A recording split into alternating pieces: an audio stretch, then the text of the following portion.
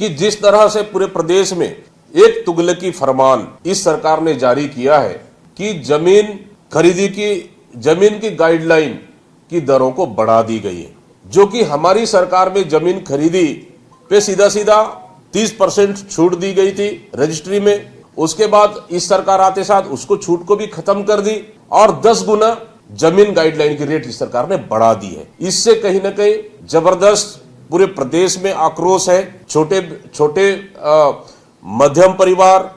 परिवार, मध्यम परिवार, नौकरी पेशा वाले, छोटे बिजनेस वाले जो जमीन खरीद कर घर बनाना चाहते हैं, उनके लिए जमीन खरीदना अब सपना रह गया है।